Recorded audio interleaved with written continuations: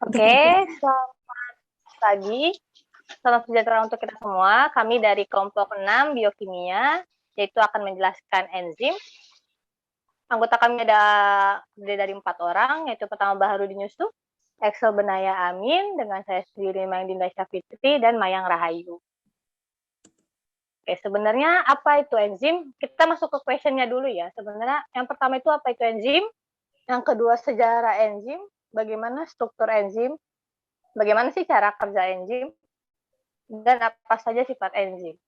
Apa saja faktor yang mempengaruhi kerja enzim di dalam tubuh, dan nomor 7 itu klasifikasi enzim apa aja. Oke, kita masuk ke yang pertama, sejarah enzim. Sebenarnya awal sejarah enzim itu dipopulerkan oleh fisiologi Jerman atau Wilhelm Kuhne, atau kita sebut biasanya Willy Kuhne.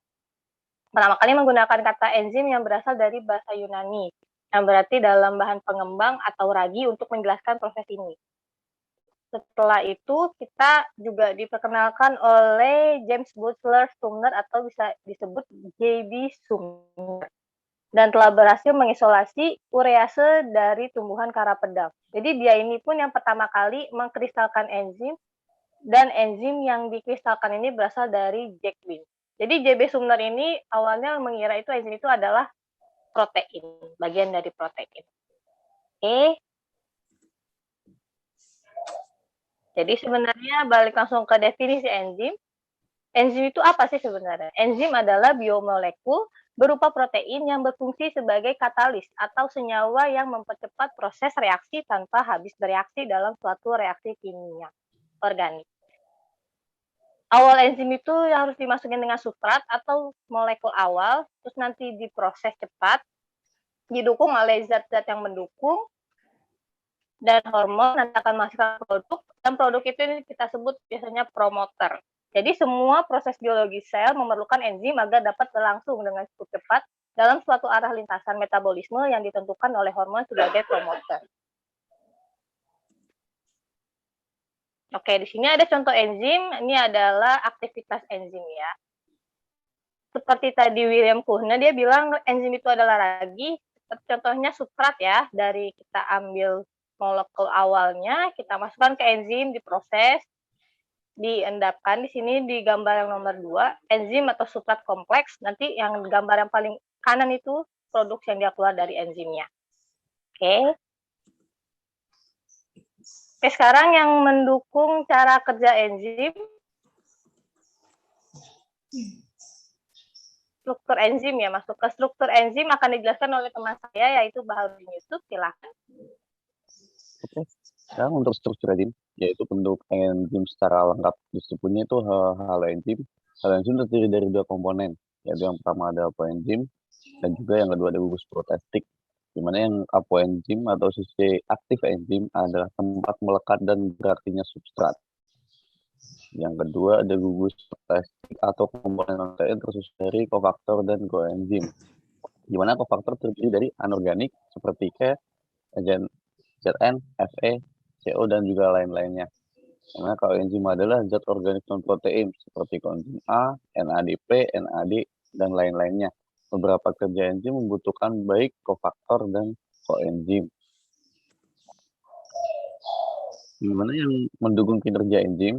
Yang pertama ada kofaktor, dari bahan kimia yang membantu atau molekul atau ionnya yang terikat enzim untuk meningkatkan aktivitas biologis enzim. Dan yang kedua ada koenzim, yaitu senyawa organik non-protein dengan berat molekul yang kecil dan dapat membantu enzim dalam kinerjanya. Dan yang ketiga, itu tidak dihalangi inhibitor non-kompetitif.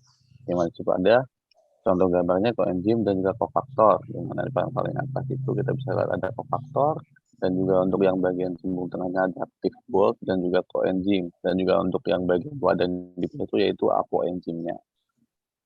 Itu ada cara kerja enzimnya, dan gimana enzim tetap akan membentuk kompleks substrat sebelum menghasilkan produk.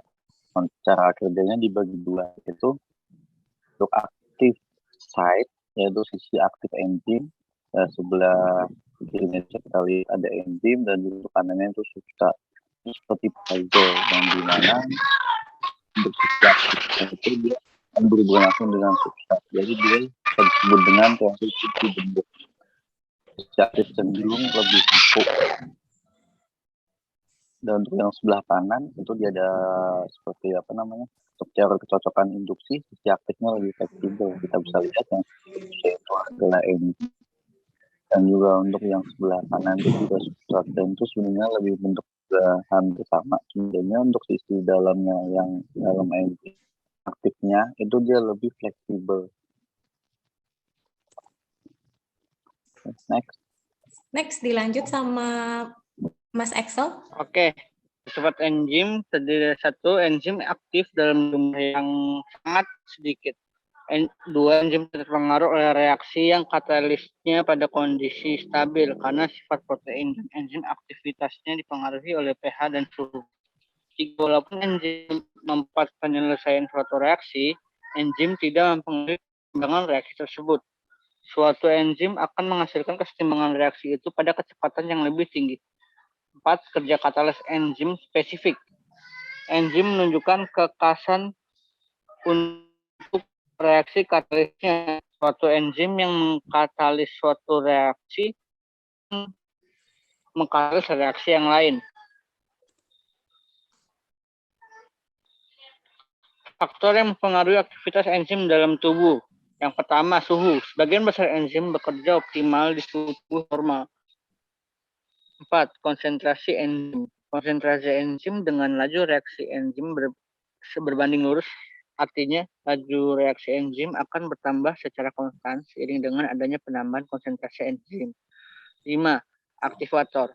Zat pengaktif seperti bahan kimia tertentu mampu meningkatkan kerja enzim. Contohnya, logam alkali tanah, CO, Fg, Mn, dan Ci. Lanjut. 6. Inhibitor. Inhibitor adalah senyawa yang menghambat kerja enzim. Inhibitor menyebabkan enzim terganggu sehingga enzim tidak bekerja secara optimal. Terdapat dua macam inhibitor, yaitu 1. Inhibitor.